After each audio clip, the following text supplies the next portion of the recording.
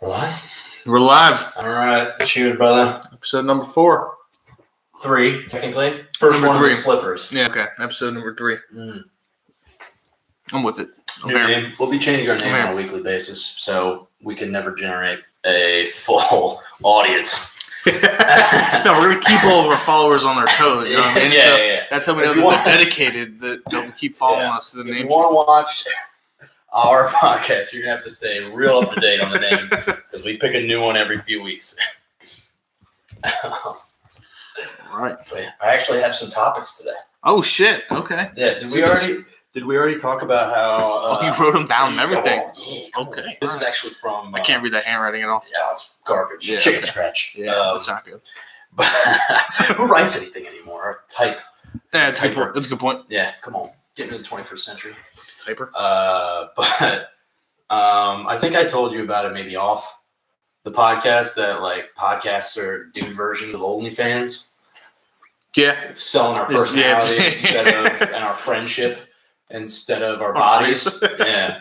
I mean, I can show my titties, but you guys would like that. Yeah, I mean, maybe for the Patreon once we get a Patreon. Maybe, yeah. They're kind of hairy and gross. That might be in. You know, you never know what's going to trend in the next few weeks. I know. Especially if I shave them and people start requesting the nip hairs. Yes. Yeah, there are probably some freaks out there that will like that. Yeah. That's like the chick who sold her bathwater. That's what I'm saying. Yes. Yeah, I'll get some dude that just sell our chest hair, bro. Done.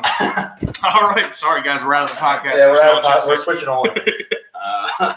But yeah, I thought it kind of like begged the question: what's more valuable, like sex or personality? And then I think the peaks of people selling their personality is like Joe Rogan with his podcast, and then the peak of like selling sex is like the Kardashians.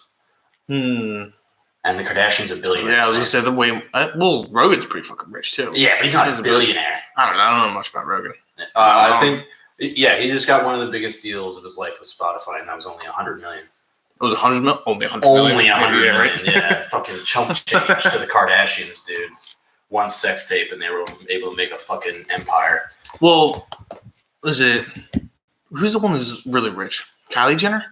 Most of that's from like makeup and shit, right? Yeah. I think she became the quote unquote the first self-made female billionaire, something like that. I think Kim is also technically a billionaire because of her and Kanye's assets kind of together. But since Kendall or Kylie or whatever, whichever one sells the makeup and has the I don't know which one. Face. Yeah, I don't remember which one it is. Every time they go through puberty, they just it's puberty now. It's plastic surgery. Why do you look so different after 3 days? Puberty hit me hard. Oh, hard. Yeah. Well, you didn't have an acne phase like the rest of us. You actually didn't have a phase. You just transitioned. You got new cheekbones and tits. Yeah. Did they all get fake asses or just kidding? I don't know, dude. I don't keep up with the Kardashians. Yeah. See they play on words of the show? Oh, how very astute. Yeah. I don't keep up with them. Yeah. It's fucking ridiculous. It's just a ridiculous concept for me. Yeah. Just like reality TV shows. It's fucking ridiculous. But, you watch The Jersey Shore, though, right? No, I didn't. No? Nope. Dude. I watched one season of the Real World. I think it was. Oh, the first season of that. And I was like, I watched it with Zook for really? a little bit. Yeah. I think might have been down in Avalon or something like that. And we were watching and I was like, reality TV is huge on vacation because even my sister will get us to watch. I forget what the last one Love Island was the one last summer on vacation, and I mean I don't like reality TV, but it grips you like that. You already pick teams. You're like, oh, I like this guy, I hate this bitch. It's something weird doing it with families as well too, or people really close. Yeah, there's always that separation where you're picking sides. Yes, and then I think it has something to do with the beach too, because you just come in from definitely sunburnt. Oh yeah, you got sand everywhere. You don't want sand. Yeah. You finally get a nice couch to sit on. These people are entertaining. They're more miserable than I am right now. You know what I mean? Yeah. And you still want to do something as a family. Maybe you don't have enough energy for a card game or something. You just want to sit down and throw on some garbage TV. Yeah, let me just laugh at other people's misery. Yeah, heckle everybody on the show. But I think that started with my family with Survivor. Did you ever get into that? I'll give you. All right, fine. Survivor is a reality TV show. Right. That's almost more like a game show, though. I feel True, like, because they do a lot of like shit to. It's the melding of both. Yeah. But like, Survivor was entertaining. Yeah, I love Survivor. And like my family would even at the beginning of each season we would like do a draft. Jesus. You guys we would pick and see like who had the finalists and who won the whole thing. Yeah, like a point system. Yeah, we got into it. That's awesome. I can dig that. Now they're just but I feel like all the reality shows are like I think I'm definitely not the first person to say this, but remember it was like reality TV was let's get average Joes and put them on TV doing crazy stuff because before it was all celebrities and it was like celebrity culture, then average Joe's reality TV, and now all the reality TV shows are like the celebrity edition. Yeah, like even The Apprentice is like also like people we know and shit. So it's like reverting back to the celebrity, and like all the people on the challenge have done it 9 times before, like Johnny Bananas and fucking Chet. I think there's a Chet. Well, I mean, if the TV got positive, or if the show got positive, like ratings, you know what I mean? Yeah. Like, I guess that would make sense for them to bring it back. But no, I see what you're saying. It's not we're not like reality TV. Yeah. I mean, that hope, like they were giving people on the Survivor Cliff Bars on the side. All the shots of the fish were like in an aquarium in San Diego or some shit. And it's like, come on, Jeff. Why you gotta fool the people like that? Yeah, it's all. I thought you were one of us. None of it's real, man. Matrix Theory. Bring up every episode. Every single simulation. One. Simulation theory. Simulation is real. Yep. In every episode. We bring back. Jesus Christ. I mean, hopefully the simulation favors our paying homage to it. Yeah, right. That's what we're doing. You know what I mean? We're leaning into this. We're just trying to get on its, radar. Yeah, it's database radar. Yeah, you know what I mean? We just got to give We're sending pings. Yeah, we're sending pings right now. I'm sending a 0101 every time. Yep. Just trying to get on the map. Mm-hmm.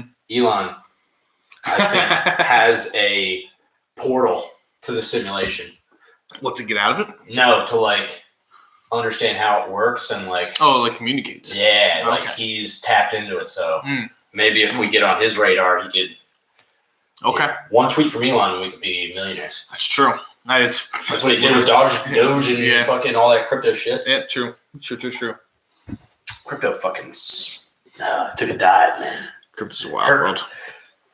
I was really hoping I could make a ton of money. How much money did you put into crypto? Ethereum and Bitcoin, and I mean, it's all going to go back up. Most like Ethereum and Bitcoin are going to go back up. Yeah, it is what those shows. I think it makes sense, even though I don't completely understand it.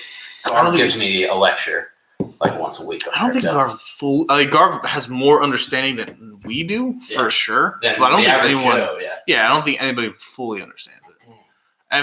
Maybe I'm just skeptical because anytime everyone's like, "I understand what crypto is," I'm like, "No, you don't." Yeah. Well, they use words that don't have really common definitions. Like, "Oh, it's just blockchain." It's like, okay, define blockchain. Yeah. What does it mean? Yeah. What does it do? Well, how come it uses? Like they call them miners, and they're using natural resources to mine digital currency. Yeah, when I think of miners, I just think of someone like digging a hole. Yeah, and like West or Africa. Like underage women. But what miners? Oh, well, what? I mean, that might just be me. I think that might just be you. Yeah, maybe. Okay. They're the bane of my existence, dude. Oh, I don't know if we want to get into that, but anyway. They're tricksters, man. They lie about their age. Liars. I was going to say something, but now I'm just going. No, yep. Sorry. Yeah. I derailed us. Yeah. Oh, no. I'm just like a baby elephant, or like a fawn. I'm like a fawn. And then someone explaining Bitcoin to me is like a deer. Yes. They're like, this is how you walk. Yeah. I need you to break it down. Explain it to me like I'm 5. Yeah. I'm literally like coming into this life right now. You need to explain to me how I need to do everything. I wasn't even digital coming up. Like I had walk, talk, eat, shit. You need to teach me everything. Everything that is about crypto. So. Well, It's the fastest way to make money these days. I actually think, it's like all these like 20-something-year-old guys who put like $1,000 into these cryptocurrencies when they were like 16 are now millionaires. Yep. And it's like, what the fuck? I know. Dude, I had Doge 4 years ago. Sold it. Oh, for a profit at least? $10. Nice. I got 30 up top. Hell yeah. 98 Doge in the can. I fucking killed it. I had like 2,000 or like 4,000 coins. I think we talked about this last time too. Yeah, we did. Yeah. So, we're crypto's rich. in the zeitgeist. I still don't know the firm definition of that word either. It's like pop culture. Every time someone says zeitgeist, I just assume it's the Zeitgeist movie. I get thrown into zeitgeist Zodiac. I don't know where just the Z's connect those. They literally don't mean the same thing at all. Yeah, that's the level I'm operating. Zeitgeist. I'm gonna Zeitgeist. Is that like some new serial killer? No. You have to this is a conspiracy theory movie that came out in like 2000. Oh, really? 2007. Came out in 2007. What is the premise? Conspiracy theories. Yes. Okay. So, a filmmaker looks at religion, the 9/11 terror attacks, and possible plans by international leaders to create a single World Bank. I don't really remember the World Bank one.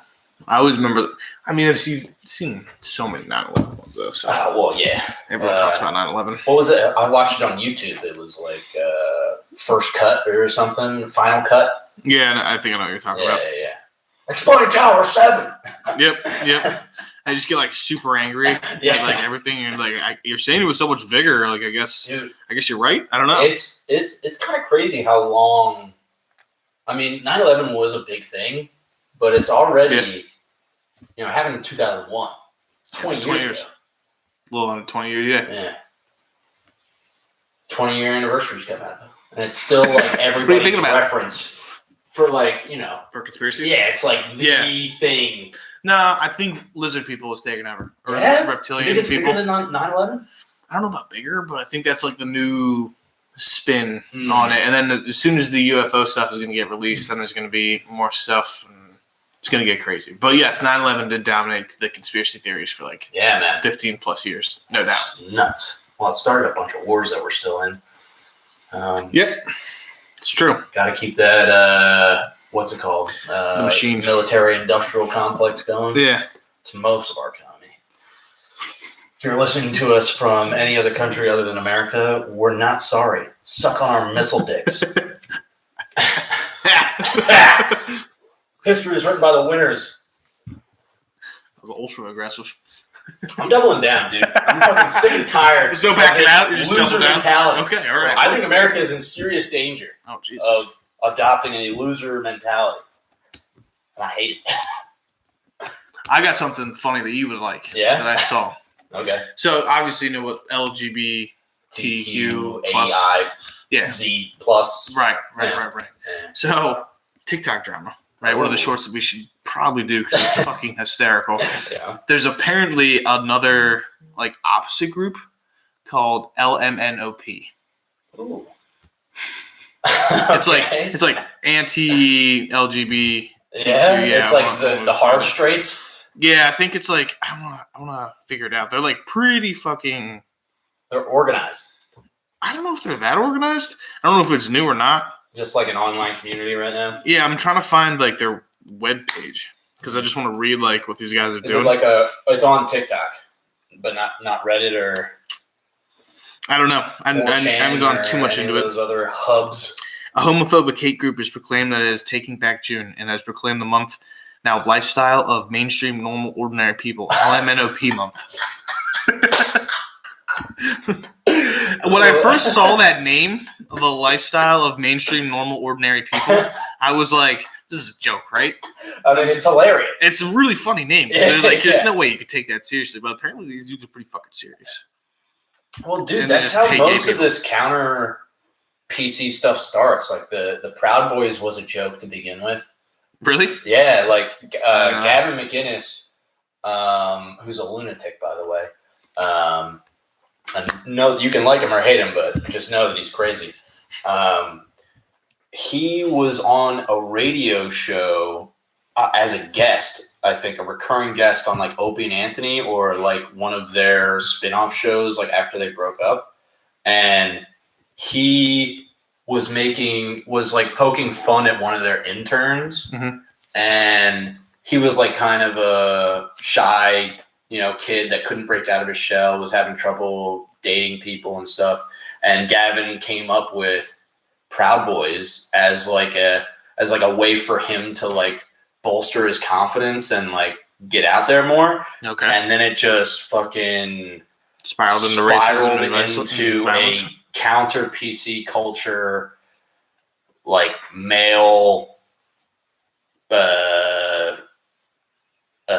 What am I looking for? Like male empowerment group. Yeah. And they got like mad violent. They started showing up to like all the Antifa stuff to like do battle and shit. But like, yeah, like all this stuff starts off as like a fucking weird online community joke. Should we start one? I mean, yeah, I think Q is one of those. Like QAnon is one of those. Oh, Q's 100%. Yeah. Have you watched the documentary on it? On Netflix? I'm anti-documentary right now. I think it's HBO, but okay. Yeah, because I watched Making a Murderer, or I don't know if it was Making a Murderer, but I watched one of these documentaries and I bought in like hook, line, and sinker. I was like, I know everything about this situation. This guy should be let out of jail. Yeah. And then like the last episode twist, or like a bunch of people involved put out all these articles saying they didn't go over this, and this as far as evidence. They spun this. It's all like a different angle. And then I felt like a goddamn fool. And I think documentaries are just mad dangerous. Kind of. They make you feel like you know everything about something when it's literally just one person's perspective. I think if they're set on what they're trying to explain, and they like are trying to push that side towards you, that can be a little dangerous because you don't know everything. Well, yeah, the Seaspiracy or whatever, the new one. No idea. Yeah, it's a new one that came out about fish farming, not like. Oh, I know you're talking about and how like, everyone's gonna run out of industrial fish. fishing. Yeah, we're all gonna die or something like that. And then, as soon as like a week after it was released, like so many experts and people came out saying that this is a fucking propaganda film. And it's not based in reality. It's just a very well put together perspective, narrow perspective on what's happening. Okay. Well, the Q thing's a little different than that. Yeah, probably. Well, okay. It's a little different, and it does have that kind of like last episode reveal sort of thing, but it's.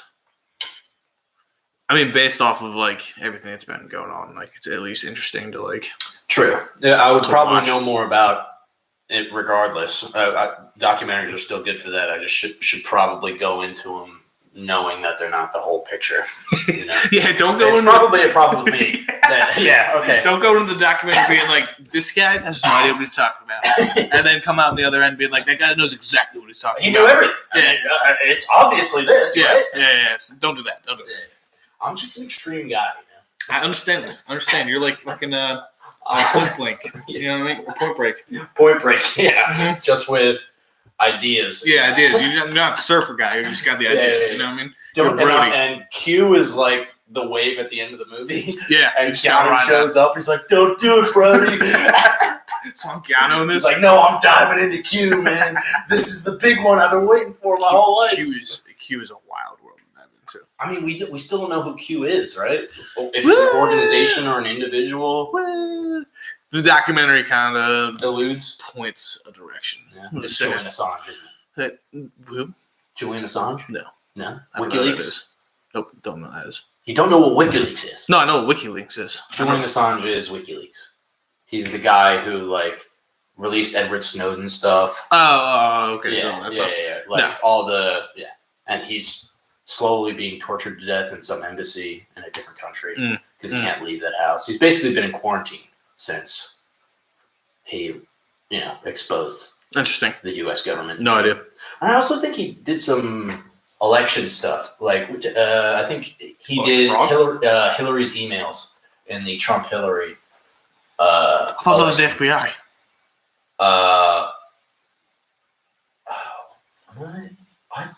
Yeah, the FBI investigated it, but I think.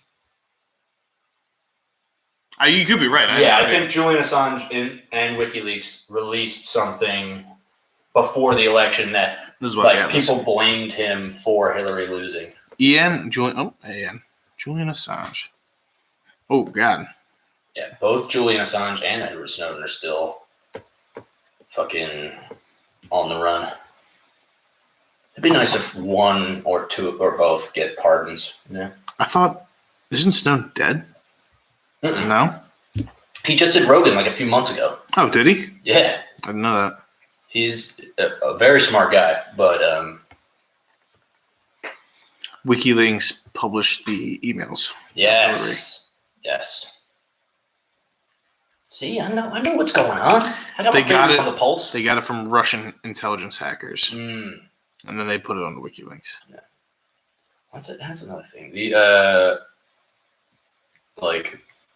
pandemics and digital manipulation of information is going to be the new frontier of battle, I believe.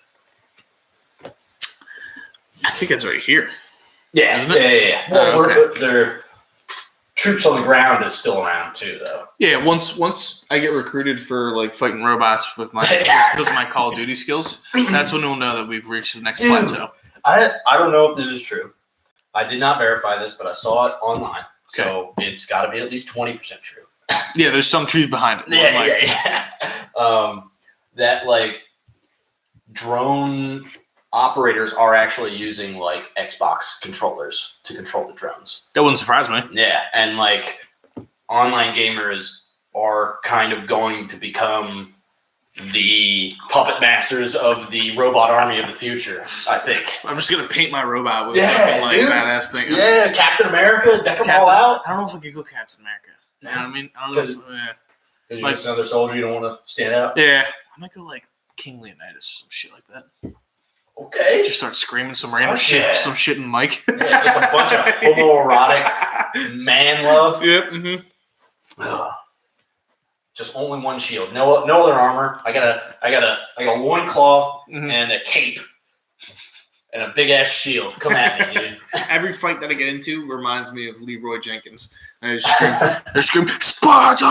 Yeah. They're like, that is not part of the plan. Yeah, that guy, he cost me another $10 million with his robot. Yeah. Dude, how many robots do you think you can fuck up before they kick you out of the army? Ooh. They think he'd give you a grace period, or you can fuck up 3 robots. Well, I think you probably have 10,000 people behind these robots, right? So you actually have 10,000 humans controlling 10,000 different robots, right? One person for each one robot, right? Yeah, okay. But I think you have you gotta have 4 or 5. You know what I mean? Yeah. Especially if you're going into one battle. Yeah, you gotta have 4 or 5. Dude, once we get to the point where it's you ever play those Total War, where it's those empire builders or whatever. Yeah. So I think it'll start at we're having one person per robot, this per battalion. yeah, of the United States, and he just becomes the simulation god of our country. And they all run through. You know that simulator that you can put 10 mercenaries versus 10,000 Spartans. Yes. And put in the battle and you just let it happen. You see what happens. Yeah. And that's how world issues are resolved. Oh, it's a simulator. Yeah, it's just a battle simulator. Yeah. And then they just, shake hands. Nobody real had to die. It's you would have lost anyway. You really want to do this? Yeah. Yeah. Did we just solve world peace? That's sick. We think we just solved world peace. I think we did. If the government's not watching us right now and being I want you guys. I mean... Based on our previous 2 episodes, they're definitely watching us. That's a good point. They probably are. I mean, we've already tapped into the simulation, conspiracy theories, and, government plots to destroy our society. If one of us disappears, that means we're getting out of the simulation. Ooh. Okay. If both of us disappear... we got killed by the Clintons. The Clintons. It was the Clintons. Yes, definitely the Clintons. Yeah, I don't trust Bill. Yeah. Slick Willie. Dude, I actually kind of like Bill. but Hillary, that hag. But yeah, what was that Dave Chappelle bit? He did a bit on why black people love Clinton so much. And in his newer no, this is an old one. Oh yeah, I think Killing Them Softly, one of the best specials ever fucking made.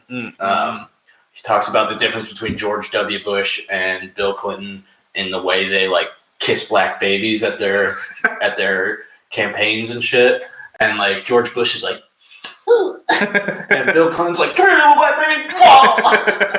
And he's like, I like that. Bill. Dude, I mean, he's just a dog, man. Like, how do you not understand a dog? Well, he is just a bro who just decided to be like, I think I could do president. Right? Yeah, I think I could do it. Yeah. I don't know what college he went to, but he's definitely in one of those weird, like, skull and crossbones, or how do they call it? Yeah, he made, like, sacrifices. Like, hey, man, I'm just trying to get laid. He was a freshman, and he brought the most chicks to the party, so that's why they... We're on you, Bill. Yeah, Bill, we figured it out. Yeah. That's why you're best friends with Epstein. Mm-hmm. Mm.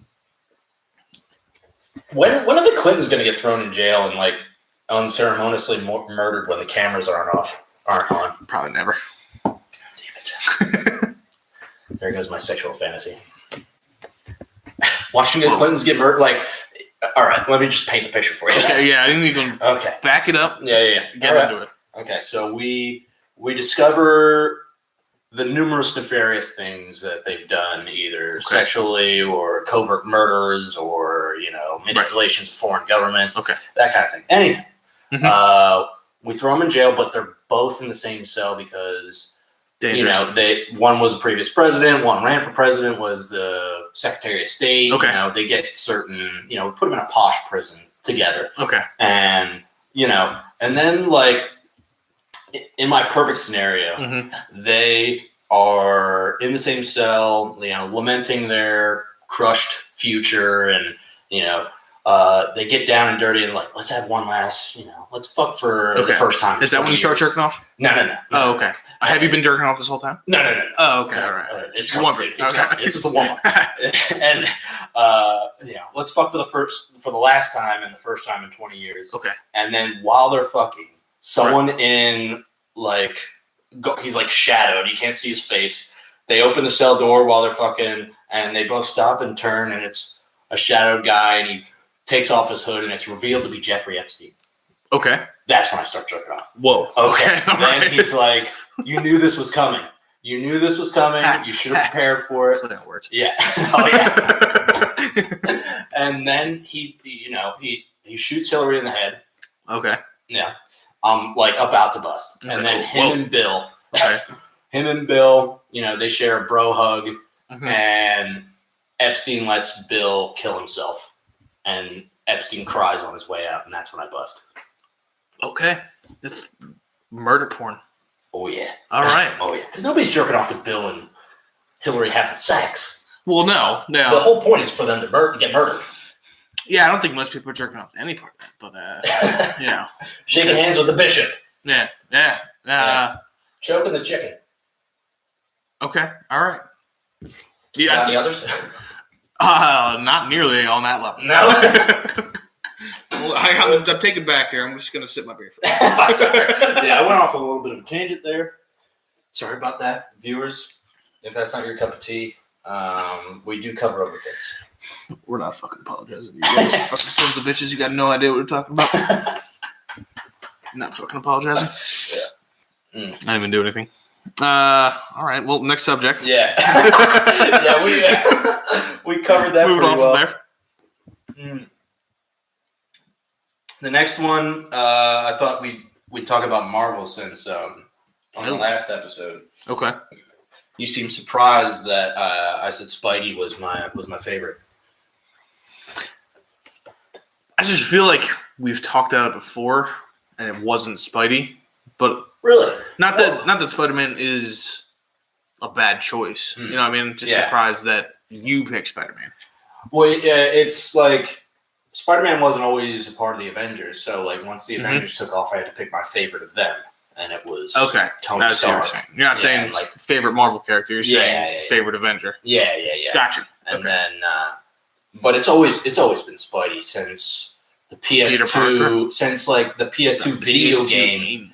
Dude, that was one of my favorite games. It was a great game, man. Yeah, it made you feel like Spider-Man. Like, speaking of that, David has the Oculus, the new one's not the Rift, the next one. Yeah, there's this game where you can actually like, it's literally all you're doing is like you see like hands and you shoot webs and you just swing through a city.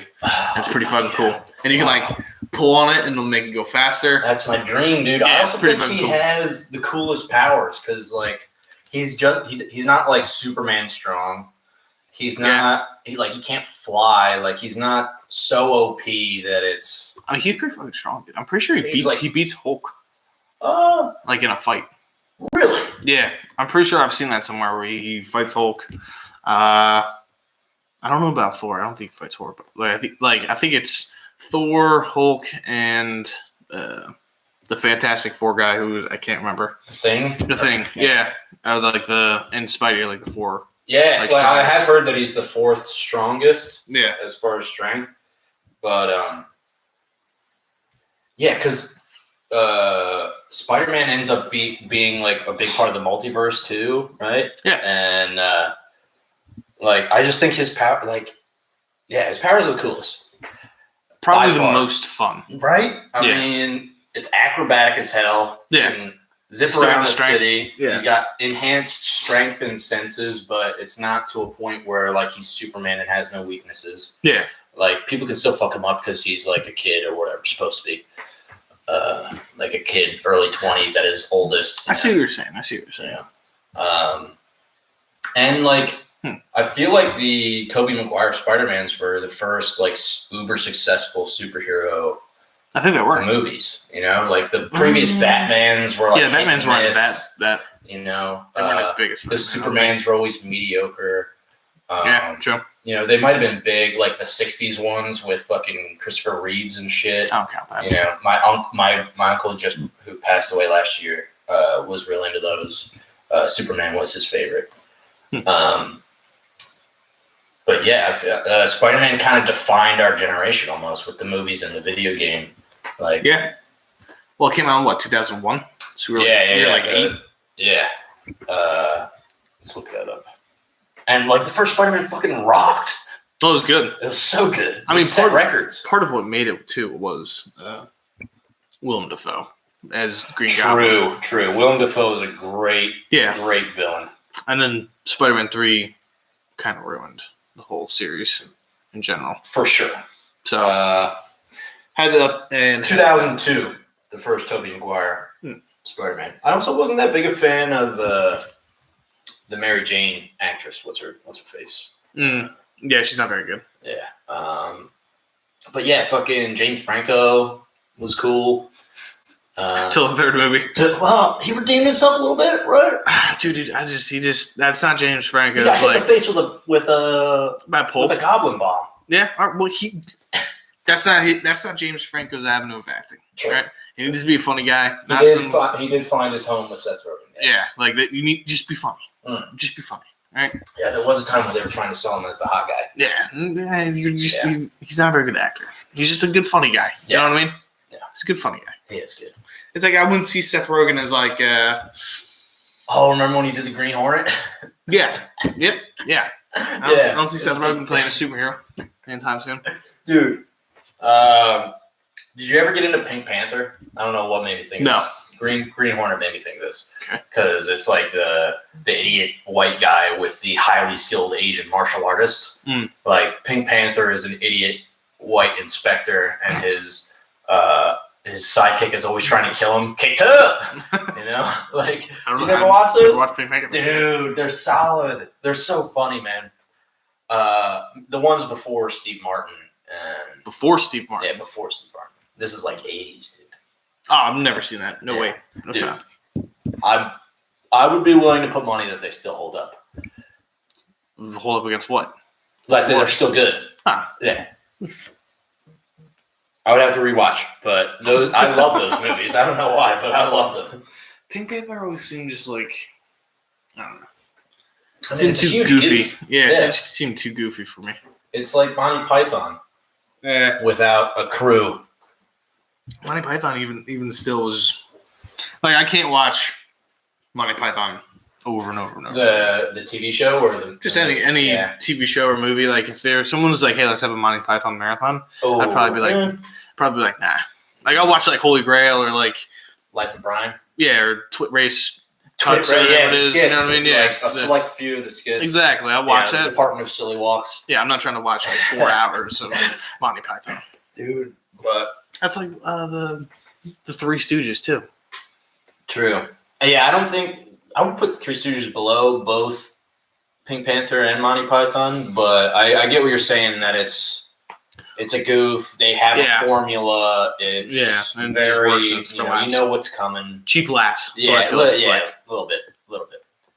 But Monty Python, I mean, still hilarious, still funny. Yeah, and I rewatch those guys probably annually. Either Life of Brian or Monty Python or I feel like I haven't seen it in years. Yeah, I mean they're on Netflix, man. They got the whole. I tried watching the show, but it's like SNL. You got to wait through a lot of shit to get to the good parts. And then comes up, yeah. But it's cool. I mean, John Cleese and all those guys are fucking hysterical. Sin. British comedy is underrated. I'll give you that. Yeah. They have their banter is next level, dude. Well, they're just witty. Yeah. I feel like American comedy is a little bit more stupid. A little bit more vulgar, a little bit more. Yeah. And just kind of in your face, and the English one. The U.S. is the stand-up, capital of the world.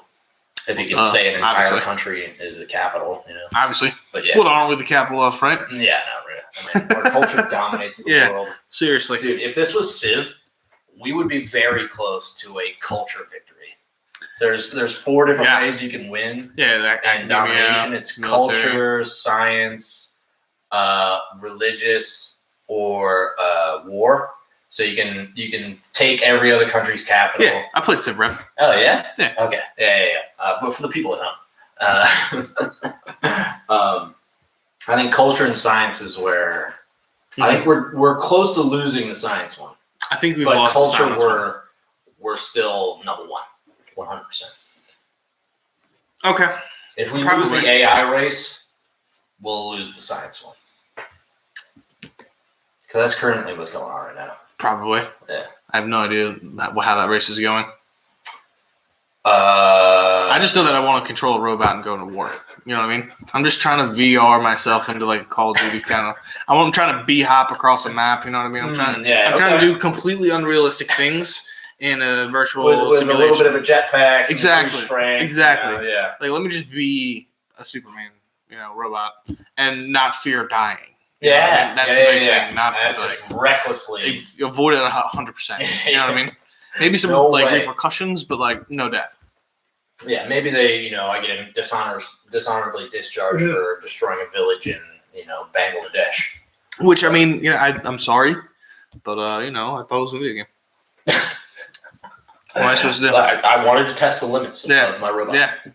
Yes. Immediately. This footage is going to get me disbarred or disallowed from. Or it might get you recruited, bro. True. I don't know. True. It could be called the Iron Man program, too. It could be. That would be really cool. Yeah. Send in the Iron Legion. Yeah. Yeah. No, that is in Age of Ultron, when he does have the Iron Legion. Mm. They're used as a humanitarian thing. Yeah. And it's come on, dude. Yeah. Just take over. No way an army of artificially intelligent robots would be stay back. This area is no longer safe. Yeah. Well, I wouldn't use it that way. No, for sure, dude. Yeah. I'd have them hovering over the FBI's most wanted's, hideouts 24/7 as soon as they leave the front door. Just flamethrower them. Or I think I might redefine our jail system if I do that. Really? Yeah. How's that? I'm not sure I follow. Like a Coliseum. You know what I mean? Ooh. Like a Coliseum style jail system. I am 100% down for this. Like MMA style, weight class, separate people. Win your freedom. Maybe not total freedom, right? Depending on win a new job. A job. Yeah, you can work, right? But like, not like.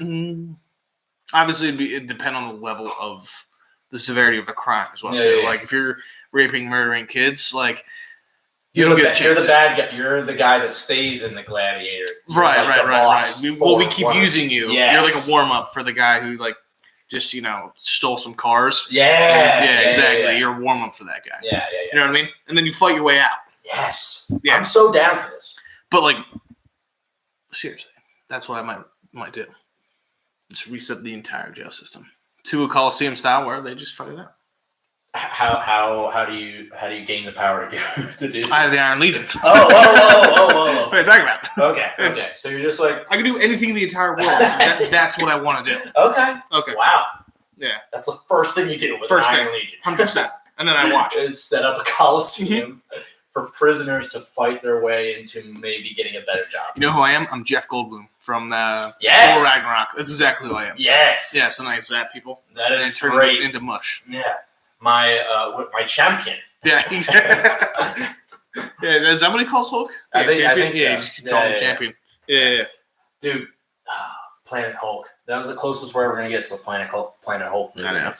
It was sweet. Ragnarok was so sweet. I don't understand why they're not doing like more Hulk stuff. Have they just not explained why? Or I really think it's hard for mainstream filmmakers to go in depth into the Hulk situation because you can be really superficial about it. Like he's just a guy that turns green and super strong and he's angry. Like you can just leave it at that. And that's entertaining enough for a semi-successful movie. Yeah, but I guess. But I do believe it. Like in the comics, Hulk is one of my favorites. He's got so much. He does so much stuff. Yeah, and like with him being like half Hulk, half Banner now. Mm-hmm. Like in the comics, he becomes like a super genius and like leaves the planet, right, and like starts his own. Yeah, I forget what he does. What he does once he leaves. But yeah, it basically becomes a god almost. Yeah, for like a different like civilization and shit like that. I also remember there's like a comic where like Thanos wins and like because he can't kill Hulk, so he just has him as like his pet and he would like feed like Avengers that lived to Hulk and Hulk would have to eat them and stuff like that. Yeah, something along those lines. Yeah, but he can't kill himself either because Hulk can't. So he's just forced to like eat vaguely immortal. Yeah. So there's a lot of cool storylines that they just don't. I don't understand. I mean, did Edward Norton really fucking kill Hulk that badly? I do think it's a problem of not taking anger seriously in the filmmaking. Like it's just a superficial. What do you mean? Take it because that's Hulk's whole thing is that he's angry? is that he's a man who struggles with anger, and when anger comes around, he turns into this monster. Like so, that was all settled in one scene where he punches at like in the Avengers, where he just explains it to like Cap. Yeah, I'm always angry. Yeah, they just explain it like that. So it's like they don't actually dive into the like psychological stuff that I think the comics have more ability to do. Yeah, but I mean, no way Marvel doesn't have the ability to do it. Yeah, I think they're scared because they had two bombs with the Bruce, whatever that guy's name is. Yeah, that one. Although I didn't mind that movie, man. I thought it was weird. It was filmed very strangely, and the story didn't make total sense. There was a bunch of time jumps and stuff. Nick Nolte is like his dad that wants to control his power and becomes which isn't like super villain and what he turns into doesn't make any sense. He's like, he can like nature. He can absorb his being into anything and use it. But I still thought the dogfight was fucking sick. Yeah, it was probably one of the cooler like big animated fights that I saw. Yeah. But that movie catches such because it was bad. I mean, it was poorly made. But Hulk is definitely one of my favorites. Yeah. I wouldn't want his powers though. It'd be tough to live with. Yeah, it'd be tough to live with. It's Spidey. It's a bit of a curse. Thor, Cap, Tony are the ones I would want in order. Yeah, Tony would be tough because you don't have any actual power. You're just really smart. Yeah. I mean, that's you got a bunch of cool stuff. I'm really fucking really smart though. So. I mean, I could be Iron Man if I wanted to. Yeah, if I put the effort in. It's a lot of work. Speaking of which, there's a guy who builds he built Cap's shield and he's got jet propulsion and things. Yeah, I saw a video of him with the magnetism and it comes back. Yeah, it comes back. That's really fucking cool. So cool. Should get that guy on the podcast. Yeah. I also saw. I think he also did armbands that for Avatar: The Last Airbender. You can shoot flames and shit. And, really? Yeah. I think he's made a few of those. That'd be really cool. Yeah. That's another world of super beings I would love to exist. Avatar or Spider-Man? Yeah. No, Avatar or Spider-Man. Oh. Who would you rather be? Do I get to be the Avatar? Yeah, you are that person. Yeah, Avatar. Not powers. You are that person. Yeah, I'm the Avatar. Okay. I would love to be the Avatar. Dude. You want to be the guy? So sick. You want to be the guy? Fully actualized person that gets to guide the world into peace and harmony. That'd be sweet. I mean, that's essentially Spider-Man's goal. True, but he doesn't succeed, really. Yeah, and he keeps trying all the time. A little restricted to New York. Yeah, but the Avenger movies are kind of... Yeah, they expand him eventually. Yeah. We'll go movie Spider-Man. Marvel's the MCU Spider-Man. Yeah. I think I'd still go Avatar because, really? Yeah, being an earth, water, fire, air. You can fly. You can fly. Yeah, you get not nearly as strong though. Physical strength. Yeah, you're definitely taking a mad hit. No senses. But the Avatar state. Yeah, I guess a little bit of a trump card. Yeah, fair enough. He just enters some weird I have all the past knowledge of all my previous lives and shit. Okay. All right. Okay. Yeah. I disagree, but I understand your side. Yeah, I'd go with Spider-Man. Yeah, you would go with Spider-Man. I mean, I can't argue with that. I love Spider-Man. But I've been too aware of too many superhero Avatar or Saiyan from fucking Dragon Ball Z. I feel like Saiyan's just OP though. Isn't it just essentially Superman on steroids? Basically, no weakness. A limitless. You can do whatever you want. Yeah. But you watched Invincible, right? Mm-hmm. That and Dragon Ball Z is a way better way of telling the Superman story, I think. Omni-Man being this guy sent from an alien race to dominate. Oh shit! Yeah. Sorry. We don't care. Watch Invincible. Yeah, watch it. Get Amazon Prime. Yeah. Come on, buy into the simulation. But yeah, having Superman be a good guy. I mean, they do the thing in Dragon Ball Z. Goku is an alien from this evil race that lands on Earth, but he becomes good by being dropped on his head and forgetting that he's he loses all of that saying really kill all people. I didn't know that was a storyline. Yeah, that's hysterical. Yeah. So that's how he becomes and is raised as a human and then becomes good. But he then has to fight people of his own race to protect Earth. That. Yeah. I feel like that's a way better way of telling the superpowered alien from a different civilization. There's no way a planet of Supermen would be completely ambivalent to all life on the planet in the universe. If they're interplanetary, Superman's the whole planet's gone. True. So he's the only one left.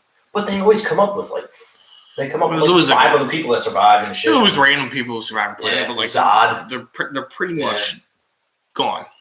Yeah. So it's different. Also, if you reverse it where Superman was evil ever since the 40s or wherever it came out, and then all of a sudden there was a good storyline of a Superman, people would be clamoring for a good Superman all the time. True. So I think it's just the fact that it's been used for 80 plus years or whatever it is. Yeah. And you're just like, that's why Superman is just kind of like a little lame. It's lame, but it's just like, all right, yeah, you're Superman. I get it. Like, whatever, dude. Yeah.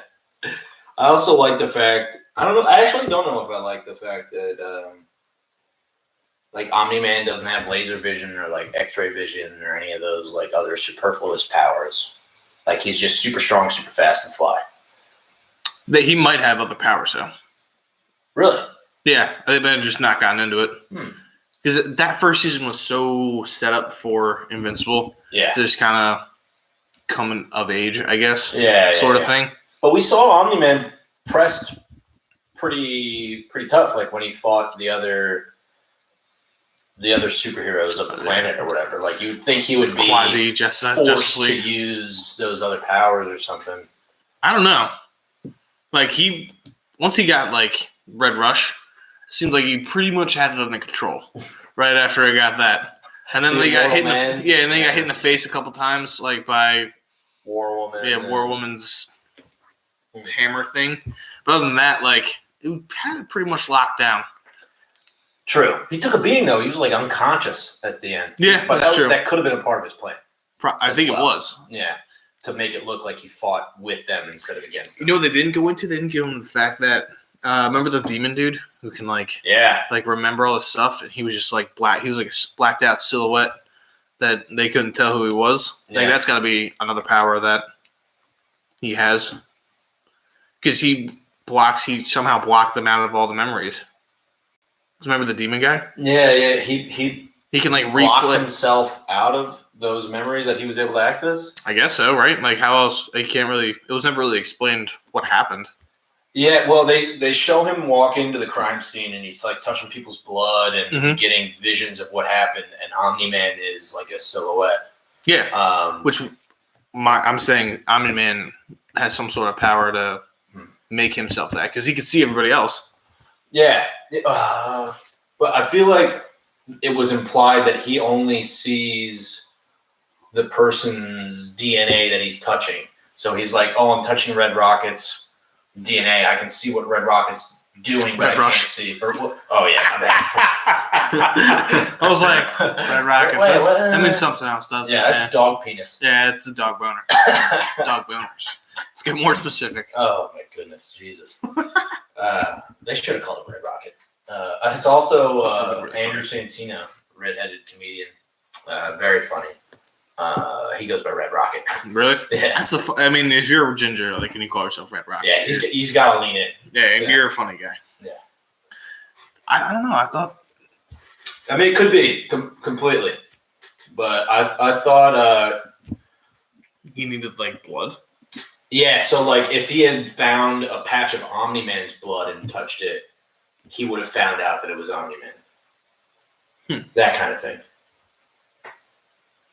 I thought he was explaining that he couldn't see it when the first time they visited with Silas and the dude who... The head of the organization or whatever. Yeah, I thought he was explaining that he just couldn't see it for some reason. And it was like abnormal that he couldn't see it? Yeah, it was weird that he couldn't figure it out. Yeah, it might require a rewatch, because I did like that guy's character. The detective it was good. And shit. Yeah, he'll be back, for sure. Like Hellboy. Yeah, exactly. Yeah. It's the first Hellboy movie. Fuck yeah. Yeah, we were talking about this. We were? On no, not on this. On we were playing Warzone. We were talking about Hellboy and yeah. Yeah. Because we got into Ron, whatever the fuck. Ron Perlman. Perlman. Yes. He looks like a Ron, dude. He does. Like he does look like a Ron. I can't imagine him being called anything else. But his name was like. I also like the Pyro chick too. The Pyro chick? That was the girl he was in love with. Oh, in Hellboy. Yeah, in Hellboy. Oh, gotcha. Yeah. Don't remember any of the names. They were weird. They were like darker, because they were like post the original, like Tobey Maguire Spider-Man. But I think they were pre Andrew Garfield. Yes. And like a little bit of like Tony and like Iron Man. But I think they were like mixed in there, and they were just like a weird demon. Yeah, before studios realized that they could build like a whole world. Yeah. They like had to pick and choose who they were going to do a story about. Yeah. But yeah, those movies are sick. Yeah, they're DC, right? Hellboy's DC. I was trying to look it up. I don't think that it has anything. Really? Maybe one of our viewers who. Yeah, comment, like, subscribe. Hellboy universe.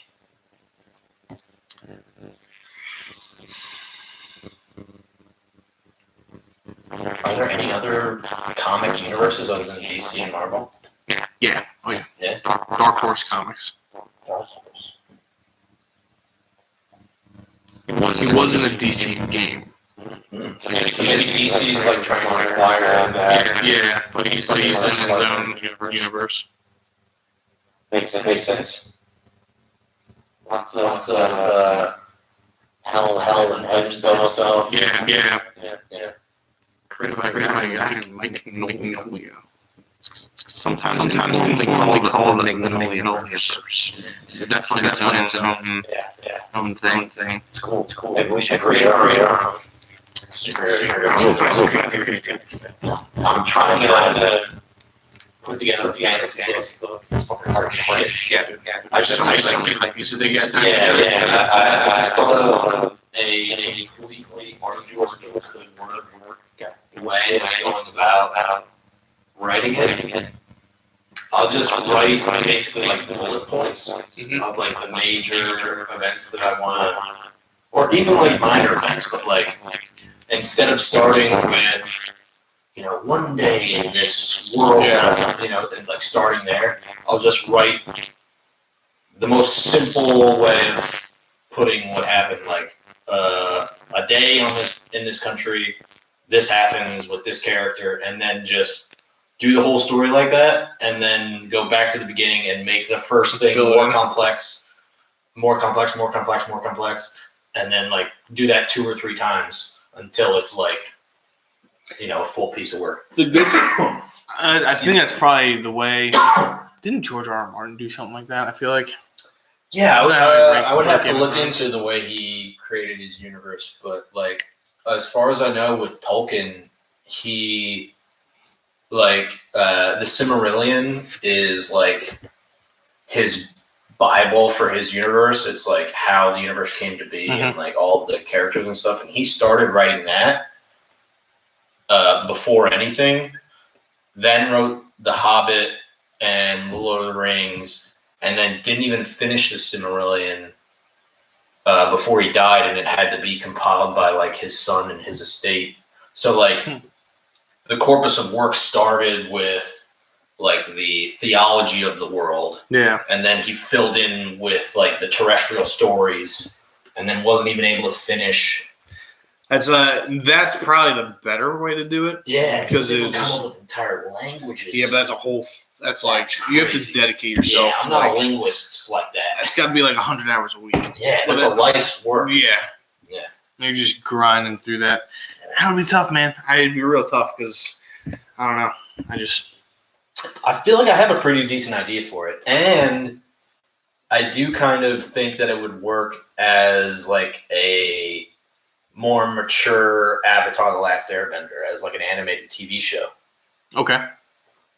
Well, the good thing about those stories is the fact that they're so complex, and they also tie in.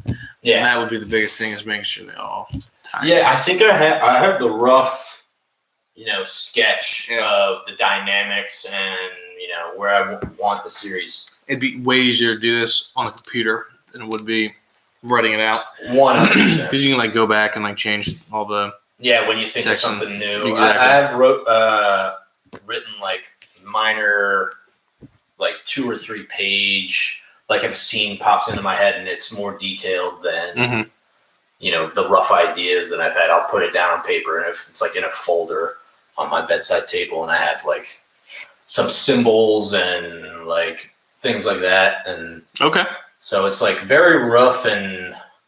We have an idea as to where you're trying to head with it. Yeah, and I know like one of the main characters is going to look like the guy from Berserk, Guts. With the eye patch or no eye patch. Well, maybe like a burn scar on his face. Okay. Because his story begins with losing his family to a raid from the border country because he lives on a village on the border of the country that most of the story is going to be taking place.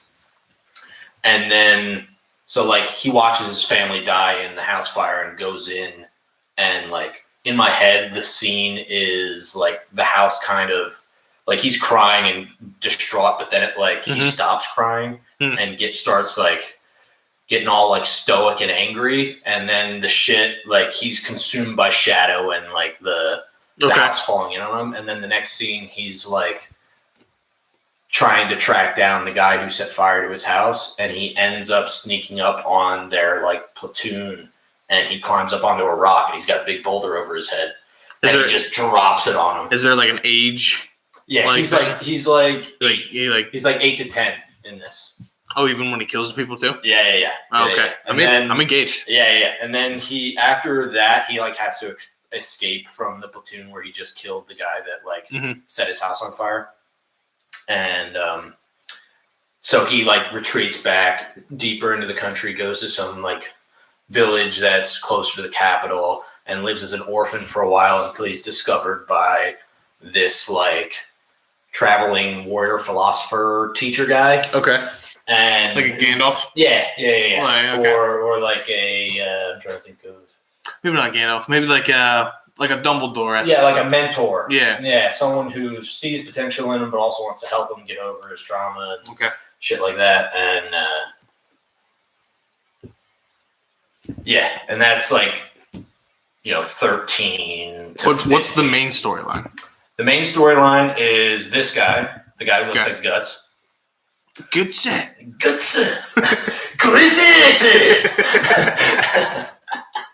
Watch Berserk. It's fucking good. You just be warned. Yeah, I'm giving you the warning. I'm giving you the warning. It starts off as a mercenary tale, and then, woo! Yeah. But yeah, so the main storyline is this country that it's all taking place in is called Key or something like that. None of these names I'm too attached to. Okay. Yeah. The name I have for this Guts guy is like Russ. Russ. Like that. Russ beer. Yeah, Russ. Yeah. Yeah. So Russ is from a northern border town. Okay. There's Sky, who's a girl from a plains nomadic kind of village on the western side of the country. And then Pan. That's Pan. And then Sly is from a like port city on like a river town, and he's a part of like a guy that runs the city. Like his parents are really rich because they own a part of the port or whatever. They run a big ship. Come from money. Yeah, come from money. But he finds out he's adopted, and once he finds that out, he starts hanging out in like the bad parts of town. The slums? Gets involved into some gang shit. Okay. And it kind of spirals out of control. His new friends like start doing things that he's not really okay with. Drugs? More like mugging, assaulting, and then the key moment, they end up having to kill someone, and he's like paralyzed by indecision to either participate or run away. And then they end up killing him, and they see that he's like freaking out about it. So they like start going after him. They're like, "You're gonna rat," like that kind of thing. Okay. And you're weak. You're from upper society. You're not one of us. That kind of thing. So he's pushed out of the slums where he thought he found some friends, since his family's not really his family.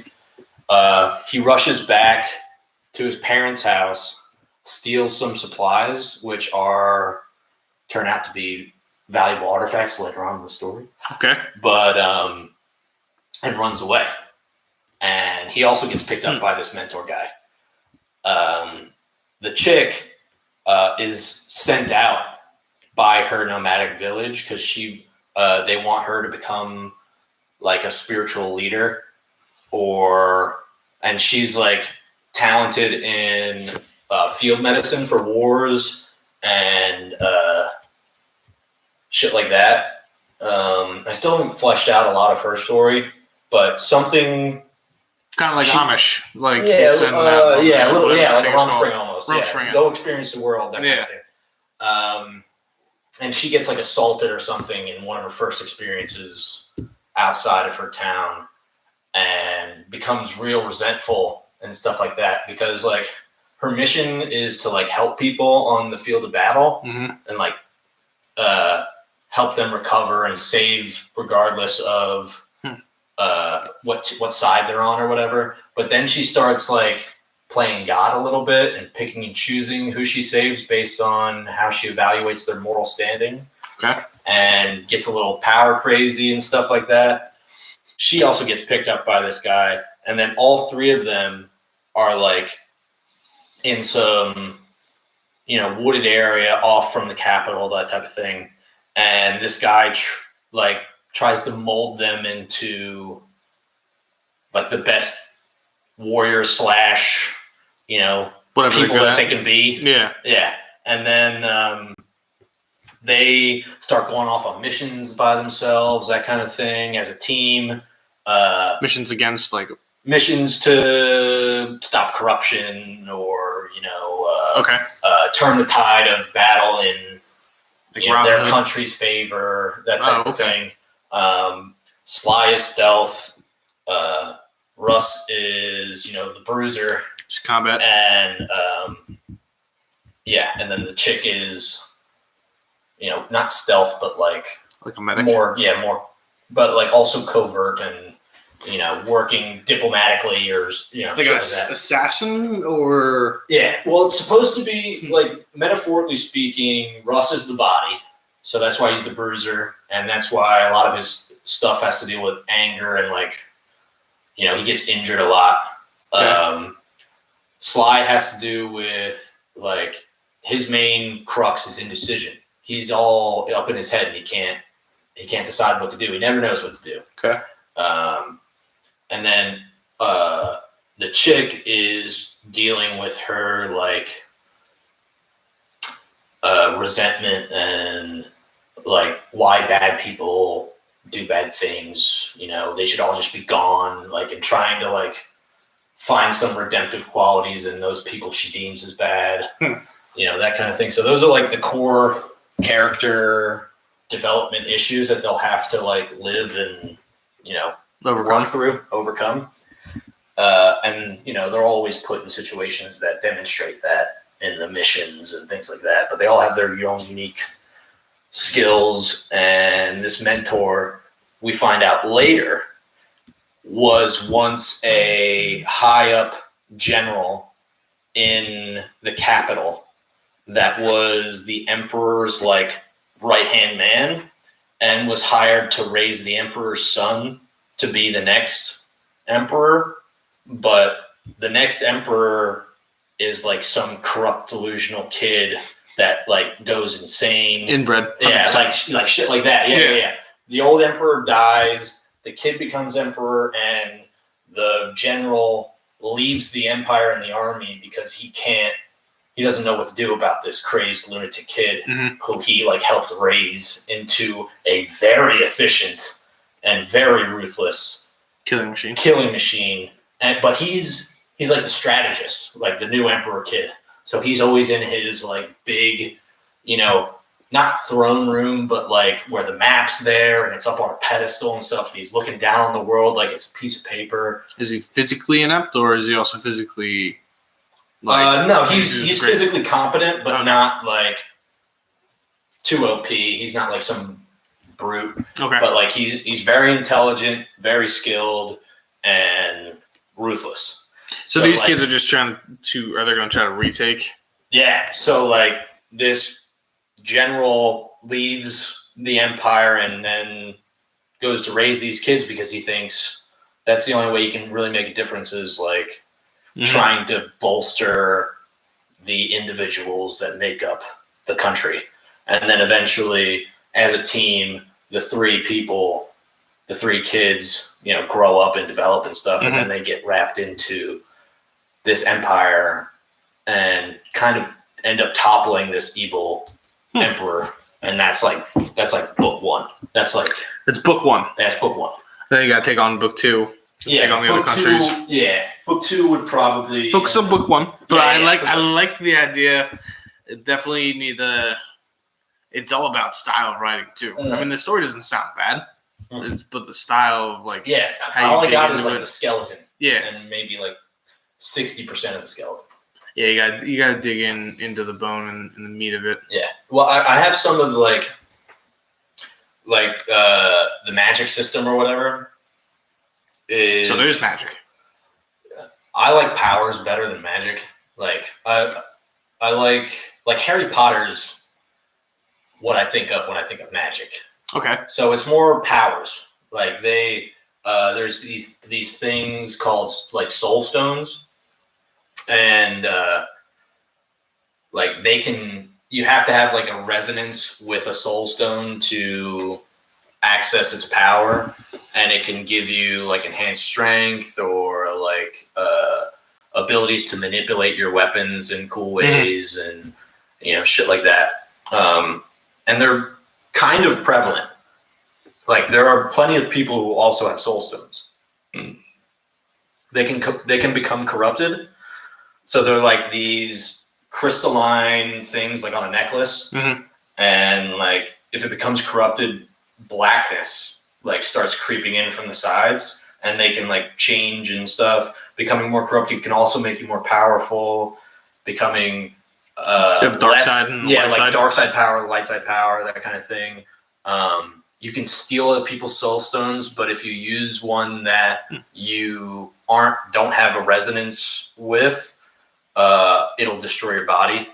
So like there's some play with making like sacrifice plays, steal someone's and just like blow yourself up, that kind of thing, or like getting one and like forcing it in on someone else to turn them into some kind of monster, some like kind of mutated thing that still lives and is powerful, but is corrupted in some way. I think those stones are going to have set rules that you have to abide by, because like, so when you start playing with stuff that like doesn't already have rules, then you get to the point where you make up random shit kind of just for the storyline. Yeah, and it's like, they come up with this new thing that they can do just for this moment. Yeah, because they need to. And then that's kind of fucking lame. Yeah.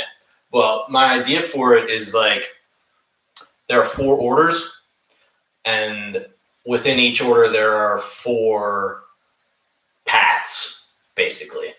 So like destinies? More like disciplines. Oh, okay. All right. Yeah. So like the four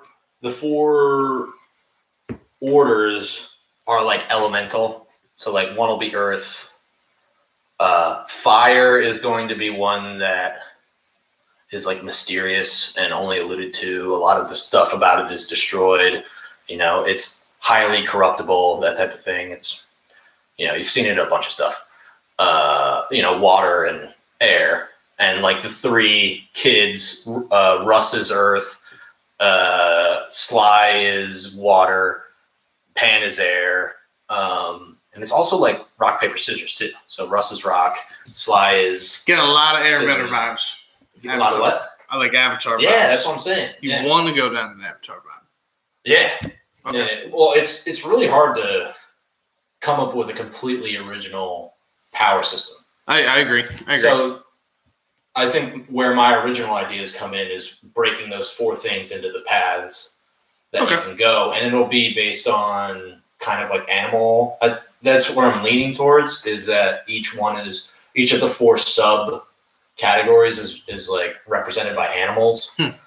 So like I think Russ I associated with bulls. Okay. Pan is like some kind of bird. And Sly is maybe an amphibian of some kind, like a snake or a lizard. Interesting. I gotta take a piss. Right. But think on it. Let me think of the words I'm trying to project, because sure. I want to sound like I want to come off. Sure. It's a work in progress. I'm open to critique. Yeah. All right. We got bits later. None of you steal my book idea, you Rat bastards. God damn. I got to patent everything, copyright. Shit.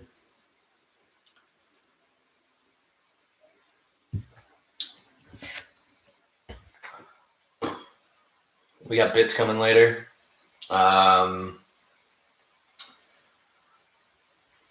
What else?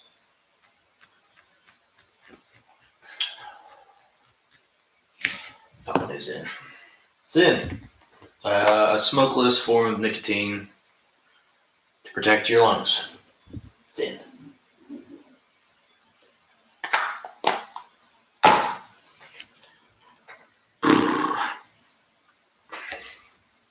The show's getting better, guys. I promise. We're only in episode 3. Already taking over the world. What? No, I'm just talking to people. No. Told them not to steal my book idea. Yeah. You know what? It's already patented, actually. Yeah. Well, we got a timestamp and date and... True. You know. True. So this is stolen. We got the receipts. It's not published by, you know... Ooh, wait. Are you going to have like a name? The working title is Forged Trinity. Like an author name, like a pseudonym. Ooh, yeah. I'll just you want to be Nate? Yeah. Yeah. Who uses a pseudonym these days? I don't know, or Dr. Seuss, Shakespeare. That's what I'm saying, right? You could be Poor York. Yo, all right, already. Adding to the story. That's I don't mind it. Sure. And since I'm trying to do the comedy thing, and this isn't exactly comedy. No, I mean you can make it lighthearted. It doesn't have to be true. It doesn't have to be. There'll definitely be some comedy, but I do want it to be more philosophical and psychological. Yeah, I mean, I don't know shit about writing books. So I really can't tell you. Hey, me neither, man. I just read them. Yeah, but it's just tough because you don't want to get I don't know. I hate books that try too hard to act like they're explanations for the entire world. Yeah, it's like they know more than you do. Yeah, it's just yeah. I think it'll be the way I look at most fantasy books is an insight into the author's own personal philosophy. And it's them kind of exploring those ideas through social, I don't want to say experiments because it's not real, but But it is. Yeah, it's like playing them out in their head just in written form. Yeah. Yeah. So that's way more of what I'm going for. Yeah, and I think that's way more entertaining than I don't know. I don't think I've read enough fantasy books to tailor in off the ideas of more than stuff that's already been written. Yeah. You know what I mean? Yeah. Well, everything, yeah. Everything in fantasy is influenced by the major works, Yeah. I mean, Tolkien kind of defined the layout of the adventure story. Yeah. I don't know. Something irks me about the Earth, Wind, Fire, Water sort of thing. Too simple? Or too obvious? Or there's gotta be. You can even have different names for it, to be honest. Yeah, true. I mean, yeah. It's only a working framework to help me categorize and make the characters unique.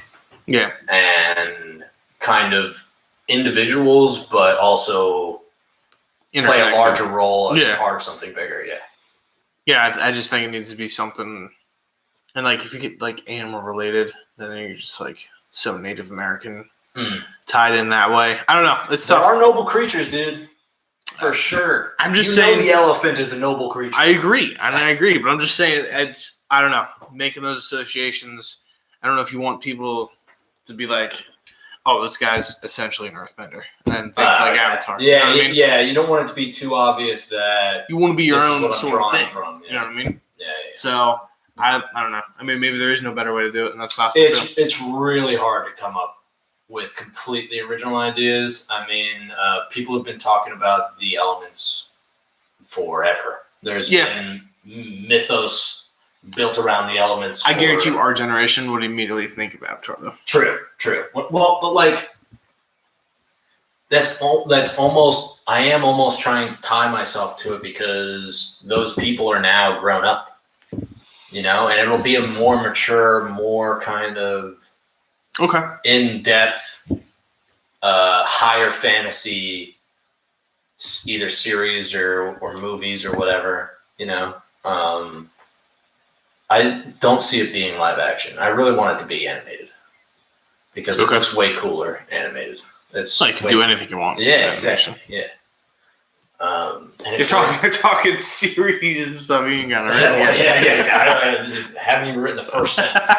And I'm already selling it to animation or what? WB, Aniplex or Funimation, or Funimation, Crunchyroll. Yeah. But dude, I mean, I don't think it's going anywhere. Like anime, like the new animes are only getting bigger. Oh no, yeah. Like, I mean, it won't technically be an anime because it'll be made in the US, but whatever. Yeah, it's an anime. Yeah, it's a cartoon. And like with the advent of fucking Invincible, I mean that's an adult superhero animated series. Like, I feel like the industry's only growing. Yeah, it's not going anywhere. Yeah. Well, all of us grew up with cartoons. Yeah. You know what I mean? So we're all used to it. For sure. The only people that really like, there's definitely the younger generation, like my brothers who are 19 and 20. Like, there is kind of a stigma that goes with like watching anime. For sure. Because they grew up with like Disney Channel and all that shit, which was live action and like all that. Yeah. And like within 5 years to 5 years over us, we all watched cartoons. You know what I mean? And like legitimate like animated cartoons, not like Looney Tunes and that's about it. Like there's like the DC animated Batman series. Yeah, there's like 20 different things that you can watch. Series, yeah. So I think it's more normalized than it was 10 years ago, but I also think the newer generation is like a little like put off by it. Yeah, there's definitely I think my dad's a part of this. I think it was hard to convince you guys to take anime seriously. Yeah, 100%. And still definitely you're not completely in on it. Like it's just like the higher tier ones catch your interest and you're willing to put up with like the goofy shit that they do. Yeah, I think so. Like me and Seaboat are more like I don't feel weird watching anime. Like when the first time I watched anime, I was like, oh fuck, I'm weird. You know what I mean? Like I'm a fucking weird person. Yeah. But like I don't feel that way watching cartoons or anime like that anymore. Yeah. I think it's way more based off of what they do in it. You know what I mean? For sure. Like Fire Force got a little weird. With the anime titties and like a lot of perversion in that. Yeah. I was like, okay, a little weird. I mean, the storyline was still really good. Yeah, and I like the power structure or whatever, where like with the adult bursts and like what they're able to. And it's cool. It's cool. The stigma's died down a little bit for me from what it was before. Yeah, and I think that will continue until you watch Berserk. Once you watch that, then you'll understand why people don't like it. Or you'll understand why people fucking love it, dude. You love Berserk. Come on. The guy who created it just died, by the way. R.I.P. Oh, that sucks. Yeah. I loved it for the smack in the face that I got when I was high as fuck. Right? When I was high as balls and watching that. But you weren't into the story much at all? No, the story was cooler when I read about it. Like the manga afterwards, because I had really no idea what the fuck was happening. True. Yeah. They don't really explain much. No, it just goes from one step to like huge step, and you're just like, what the fuck just happened? Yeah. But like I remember sitting in my bed or chair or whatever the fuck I was doing, just high as balls and watching this, and I was like, what the fuck is going on? It's just as soon as the eye like changes, and I was like, oh my god, what the fuck is happening? Yeah. I think it can get super fucking dark and heavy. I mean, some of I think anime is technically children's TV, even the ones that I've shown you and you like Death Note and stuff like that. But there's some real deep I think they're heavy rated PG or TV-14 or TV-14.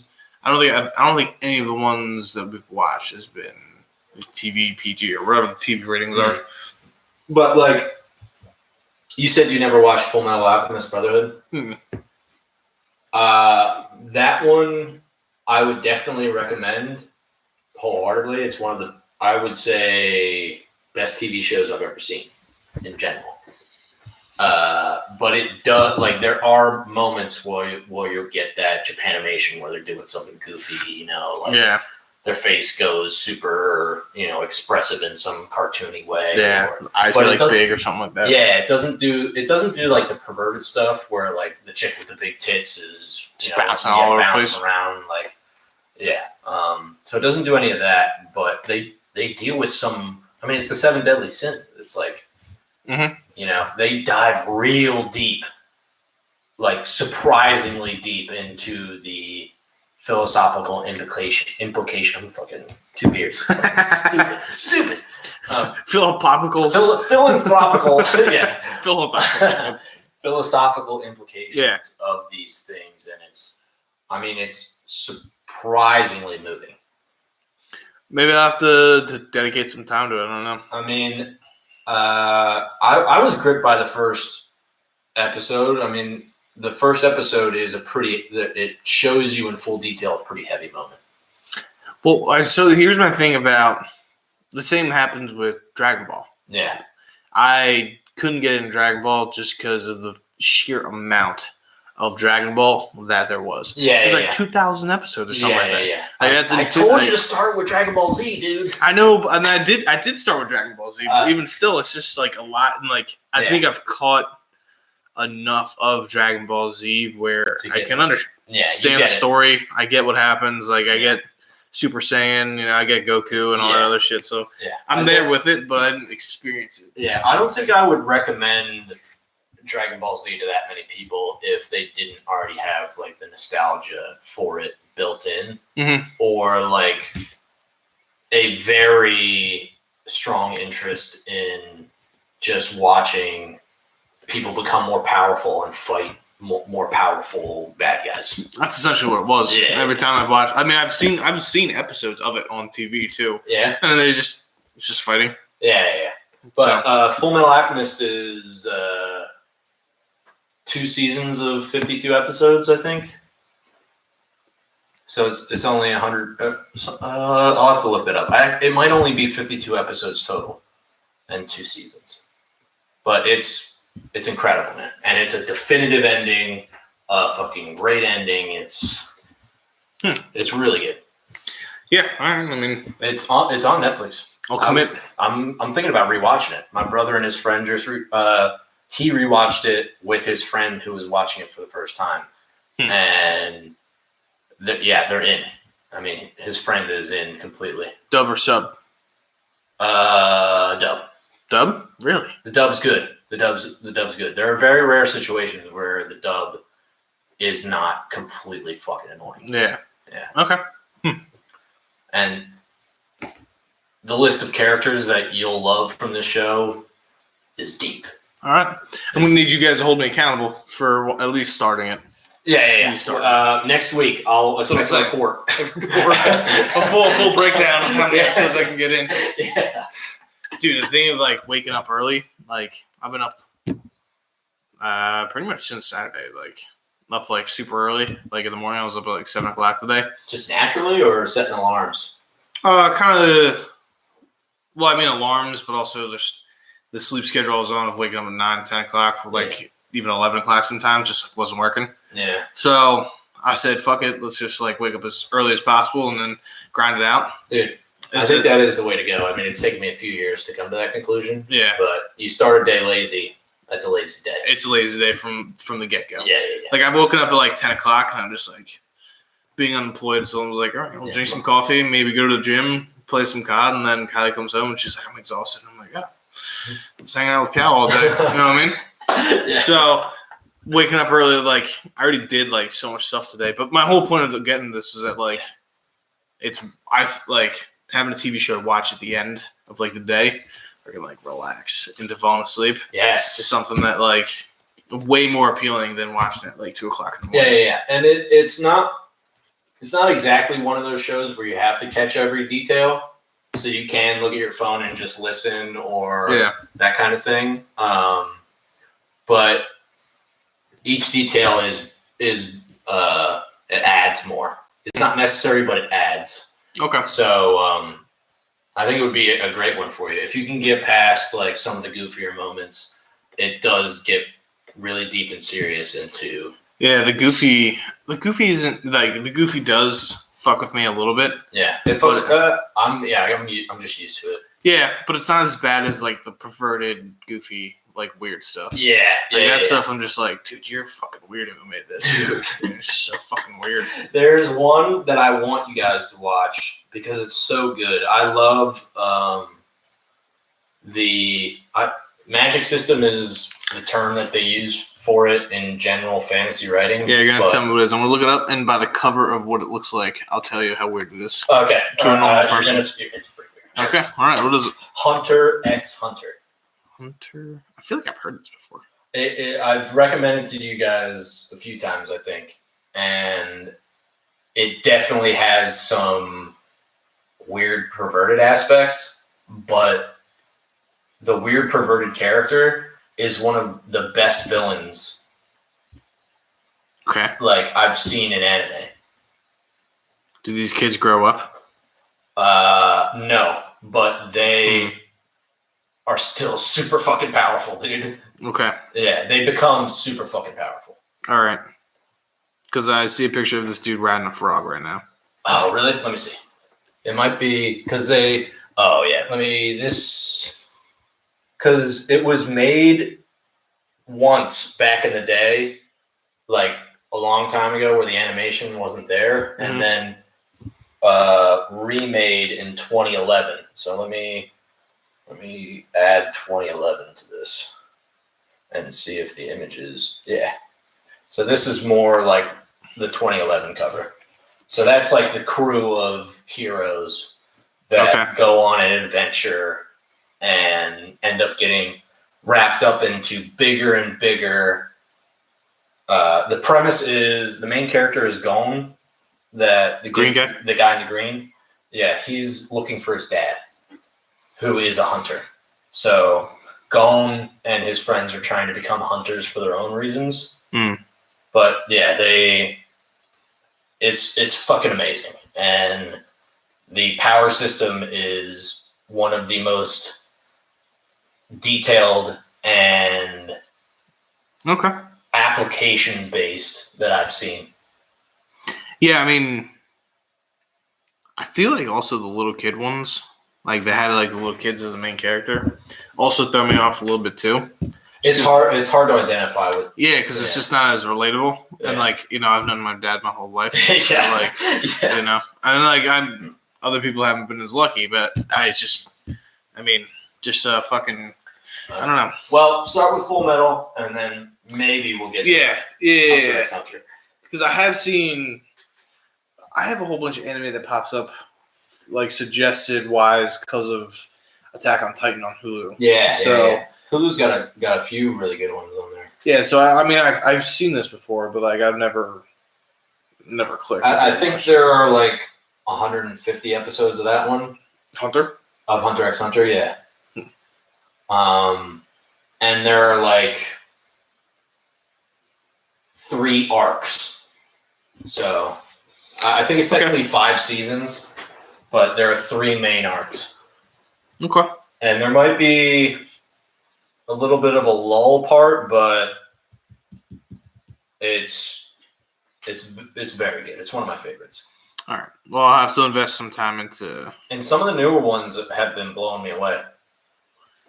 Like that have just come out with their Fire Force, but like even better. Yeah, Fire Force is new, right? Yeah. Like Demon Slayer and Jujutsu Kaisen. There was one that I only got like 4 or 5 episodes into. It's like I forget, but they were like some sort of police, and they like shot him with like some sort of ray thing, and they like exploded. And it's like this dude who meets like his counterpart. Yes. Psychopaths? Psychopaths, yes. Yeah, they're like future detectives. Yeah. Yeah. That one, I don't think I finished either. There are a few like that for me as well, where like I thought that one was going to be, because my buddy Macaulay really liked that one, and he's more into the psychological thriller side of anime and not like the lighthearted adventure battle type animes. So after you guys said Death Note and those were more to your liking, I thought that might pique your interest. But Death Note was also, I feel like I'd rather watch Attack on Titan. I'd rather rewatch Attack on Titan than I would Death Note. Yeah, really? Okay. Yeah. Like if I had like no perspective about it beforehand, I'd probably go back into Attack on Titan first. And Attack on Titan's crazy. Yeah, well, again, it's just a whole fucking. Yeah. I wonder what the second half of that the new season's coming out. Wait, it's not over? I thought it was over.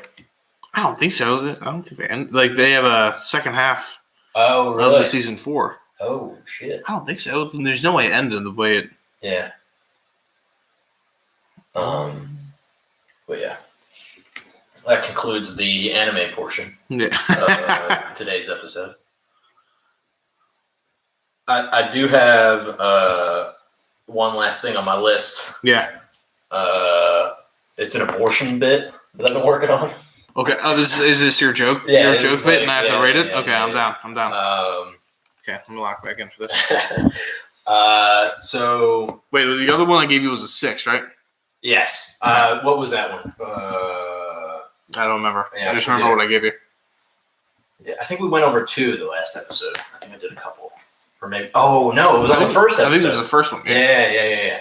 All right. But this one, it's definitely not complete, but I think it can go a lot of different ways. So, like, the abortion argument is all about rights, supposedly. So, people who are for abortions like to say if men gave birth, abortions would have been legal for all of time. Do they say that? Yeah, they do. They said no, I didn't. If men gave birth, they would have had the right to abort immediately. But I've been thinking about that, and I was trying to think of the male equivalent to reproductive choice, and I think it's prostitution. Because are you sure it's not vasectomy? Yeah, because an abortion doesn't take away your ability to have kids. An abortion just eliminates that one kid. Okay.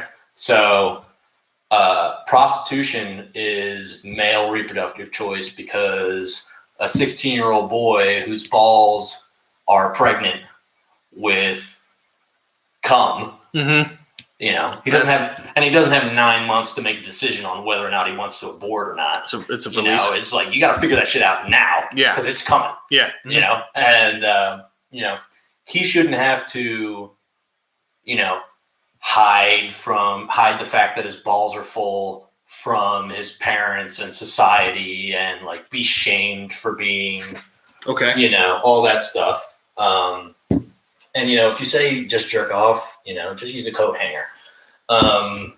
It's a joke. I'm with it. Okay, you're great in the joke. And so he should be able to seek professional help with that instead of blowjobs.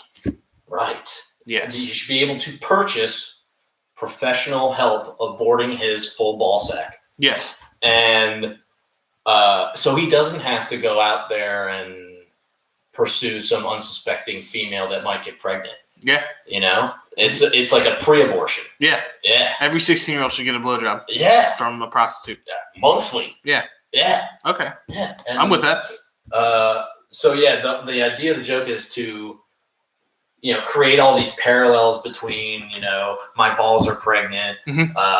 It's just, a clump of cells that I'm trying to get rid of. Right. I shouldn't have to ask, get anybody's permission or feel ashamed about doing it myself. I shouldn't have to involve anybody else. Like women don't have to involve the father of their child in their decision.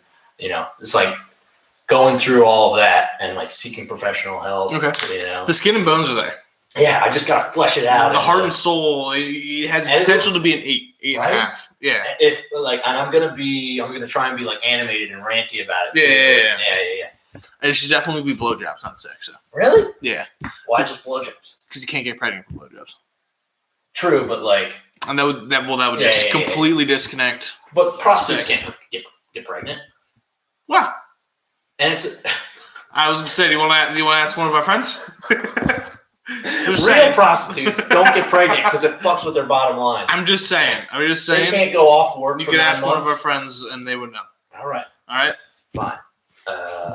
These are professionals, dude. They're not getting pregnant. I'm just saying. Okay. All right. I'll flush that out a little bit. The feel is blowjobs. Okay. And and then I could also say it's a victimless crime because prostitutes aren't human anyway. Like they say, fetuses aren't human. Like that kind of thing. That might turn it a little dark. I know, but it's funny. Are you talking funny for you or talking funny for the crowd? It's funny. It's all funny for me, bro. Yeah, I know, but you gotta have some humor for the crowd. Hey, fuck the crowd. Yeah, but they're the whole reason you get paid. Yeah, I'll build my own audience. There's somebody out there that finds that funny. I can't be the only one. No, there's definitely like 10% of you guys that find this funny. Yeah, it's definitely 10%. Sell tickets to 10% of people to be a millionaire. $20 a pop a ticket. Hey, that's 10% of the population. Hey, I'm just saying you want a wider range. You go with blowjobs. I'm not going for wide range. I'm not going for me. Okay, hey, you do you. I'm not trying to be John Mulaney. You do the comedy that you want to do. Yeah. All right. Yeah, I'm trying to supersede the industry. Yeah, I don't know if that works. Dave Chappelle does it. Dave Chappelle's been in the industry for a very long time. But he's been able to do pretty much whatever he wants. And when the industry tells him to not do what he wants, he tells him to go fuck himself. Yeah, but he also has the name power of Dave Chappelle. True, but he's been that way the whole time. I think he gets a little bit of a pass because he's a black dude. But Bill Burr's the same way. Built his own kind of audience. Has always just been doing stand up. He was never like beholden to a TV show or network, that type of thing. Like stand up and podcasts, you can say and do whatever you want, and people either consume it and like it or don't. And the only way I would be hindered in that area is if I would do something network related. All I'm saying. Not trying to be Jerry Seinfeld. My fucking business acumen, right? That took me 8 years to get a degree, so it's not very high. I don't have a lot of acumen. He's got an MBA. No, I don't. Trust me, do not have an MBA. My business side of me says do the thing that's going to get more people to laugh. Yes, but I'm not. Yeah, I'm not trying to be Lay's chips though. You can still be Pringles. You know what I mean? You don't have to be Takis. True. You can be Pringles. True. Like, you don't got to be, like, Lay's, Ripple Bliss. Or a certain type of flavor. Whatever they are. Like. Yeah, you know what I mean? You can just be Pringles. True. Which is, still very popular. Yeah. Not as popular as Lay's. More popular than Takis, who has a very strict, people who like really spicy chips, which are fucking weirdos. But hey, you don't have to be the Takis. You can be the Pringles. But yeah, I do think that the entertainment industry is uniquely, is adept the right word? No. There are unique spaces where you can be successful and not mainstream. There's this group of guys who does a podcast called Cumtown, and they are 100% the opposite of mainstream, but they have such a cult following that they're able to make a bunch of money, and they don't even do that much stand-up or acting at all. Okay. Yeah. Like Nick Mullen, Stavros Halkias, and Adam Friedland are the comics who make up Cumtown. And they make buttloads of money, man. All right. If you do you. All right. I'm not saying I want to become 10. I would like maybe a commercial or two. You know, I don't know if I want to go the full sitcom route. I want to make this, book animated series under a pseudonym. I like that idea. Yeah, Port York. But yeah, I know people are going to be pissed at this abortion bit, but I do think that comedy is not for the crowd. You should be making comedy for yourself and find your audience.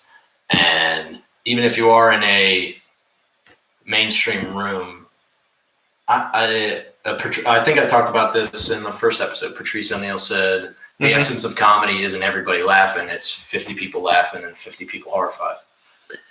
Hey, because I'm trying to dance on the line, dude. You want to do the comedy stuff, man? That's you. Trying to dance with the line.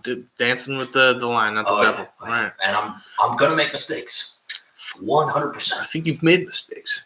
Yeah. Yeah. Hopefully not too many that are very public to, as far as an internet sense. I don't know how they're public with our friends. You turned into an old Jew right there, but I gotta get my shekels. Yeah. The schnitzels and the my schwanz is schwitzig.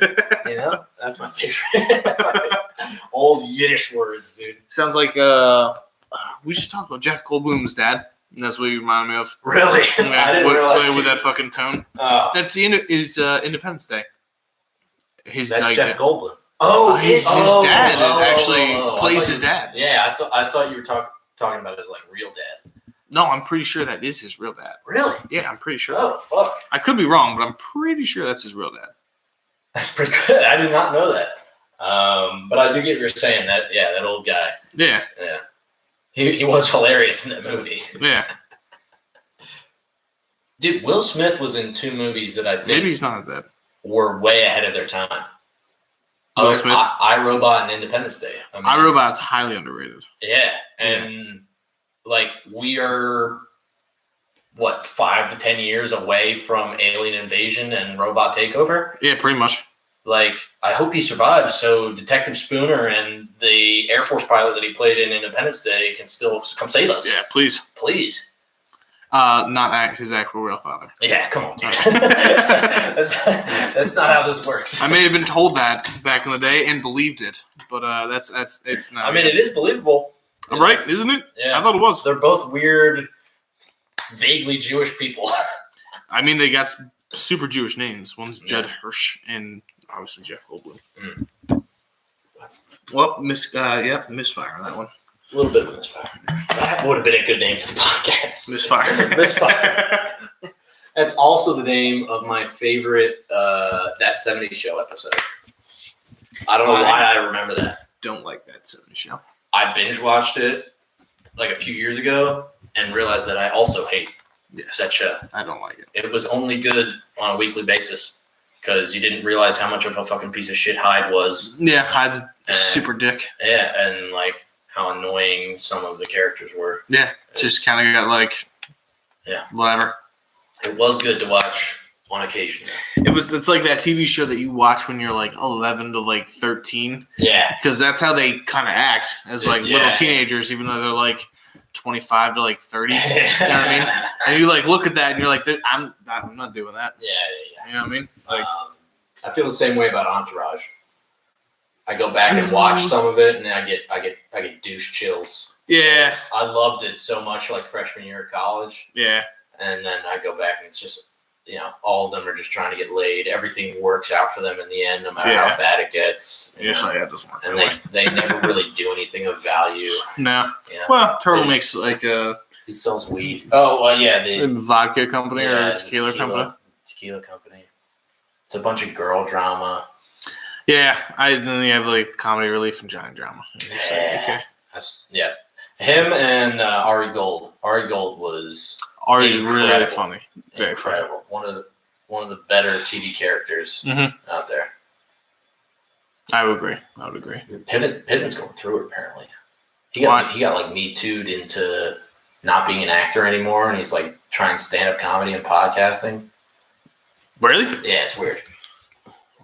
Google, baby. Here we are. Jeremy Piven. Yeah. He likes to say he took one for the team in the Me Too movement, which, I didn't look into the details of his Me Too accusations. But yeah, it was eerily. I feel like it was eerily similar to what Ari Gold went through when, people were ratting on him for being an abusive boss, that kind of thing. Or he's just saying a lot of inappropriate stuff. I don't even know Jeremy Piven. Me Too? Jeremy Piven. Me Too, yeah. I think that would bring up.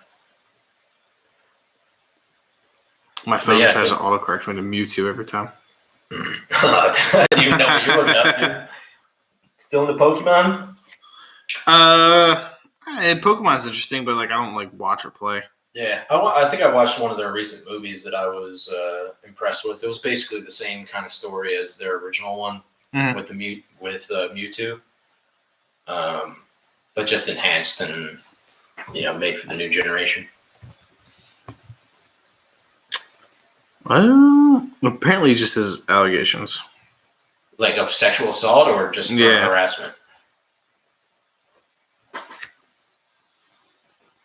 But yeah, he lost his clout in Hollywood for TV and movies. So he got relegated to the stand-up comedy realm. Yeah, if only we could get relegated there. Yeah, the lowest form of entertainment, according to the industry, apparently, even though it's one of the biggest today. Piven added he fell victim to the movement by becoming too associated with the womanizing character Ari Gold on Entourage. So it wasn't what he did as Jeremy Piven, right? He's saying he's getting associated with the character. That's his argument. Yeah. Oh, okay. And it's a personal attack. Yeah. With no. Yeah. Yep. That's what he's saying. All right. Well, we wish you the best of luck, Jeremy Piven. Open invite to this podcast. Yeah, come aboard. Yeah, come over to my parents' house. Yeah, it's cool.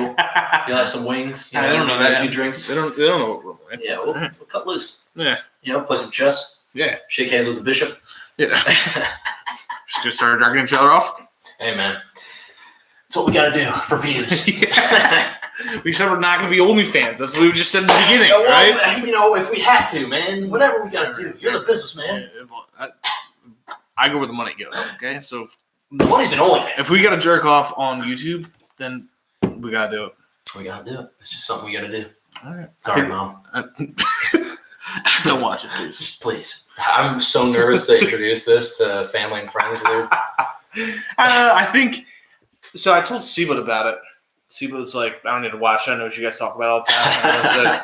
I was like, all right, that's a lazy way to say you don't want to watch. But okay, it makes sense, but you're not being a support friend. Yeah, seriously, just click on it. You don't have to actually listen to it. Just let it, put it on mute. Yeah, Jesus Christ, yeah, go do your fucking whatever. Just put it on there. Our 3 subscribers right now are me, you, and my brother.